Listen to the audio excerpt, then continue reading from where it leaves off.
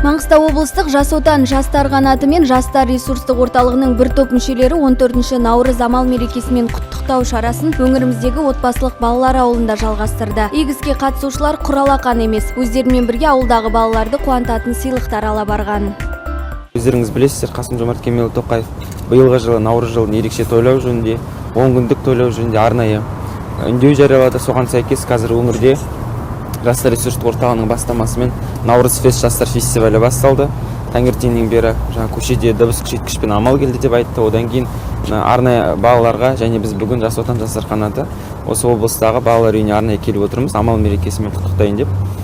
Осы мереке күні барша маңғыстаулықтарға, барша қазақстандықтарға мерекені құтты болсын деп айтамын.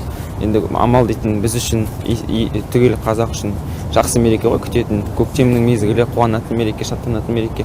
Осындай мерекеден аман есен жете берейік. Біз осы күні амал мерекесін тойлаймыз, бір-бірімізбен қауышып көрісеміз. Енді қазір карантин болғаннан кейін, пандемия болғаннан кейін, мына көпшілік жиналатын мерекелердің барлығына шектеу қойылды ғой.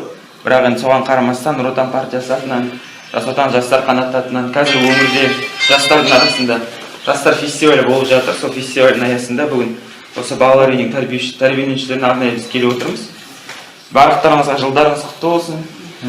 Амал дейтін, көктем дейтін ерекше мезгілі ғой. Наурыз айында мерекеден мереке тойлайтын уақыт, көрісетін уақыт, қауышатын уақыт. Сондықтан осындай амалдан амалға жете берейік. Басымыз аман, бауырымыз бүтін болсын. Деніміз сау болсын. Пандемиядан тезірек құтылып, баяғы өзіміздің бұрынғы қалпымызға келейік.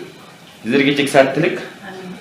Мейрам күні отбасылық ауылға арнайлап барған бір топ жастар алдымен балдырғандарды құттықтап, олармен қол алысып, көрісіп, хәл сұрасты. Балалар мен аналарға мереке күні ыстық ықылас пен жайдары көңіл күй сыйлаған белсенді жастар оларға ұлттық тағамдар мен жеміс-жидек, сусындар салынған себеттер сыйға тартып, түрлі тәттілер үлестірді.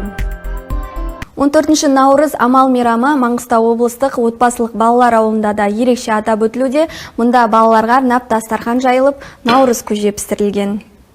Бабага занамат, пата, бобо саламат. Отер десек, бәсірек, осеман, бір хабак. Мәз мейрам шат-шадман балалар қонақтар келіп сыйлық алғанына ерекше қуанды. Көңіл бөліп ықылас танытқан аға апаларына өз өнерлерін көрсетіп, аналары арнайы келген қонақтарға алғысын айтты. Құрметті қазақстандықтар, бүгінгі амал күніміз құтты болсын, наурызымыз құтты болсын, деніміз сау болсын, ақ мол болсын. Барлық қазақстандарды осындай наурыз мейрамымен құттықтаймын. Бүгінгі біздің отбасымыз Нұр Отан партиясына көп-көп рахмет, осындай бізге қызмет етіп өстіп, балалары шағамызға осындай подарок алып келіп, не етіп атқандарыңыздарға көп-көп рахмет. Сіздерге де денсаулық тілеймін.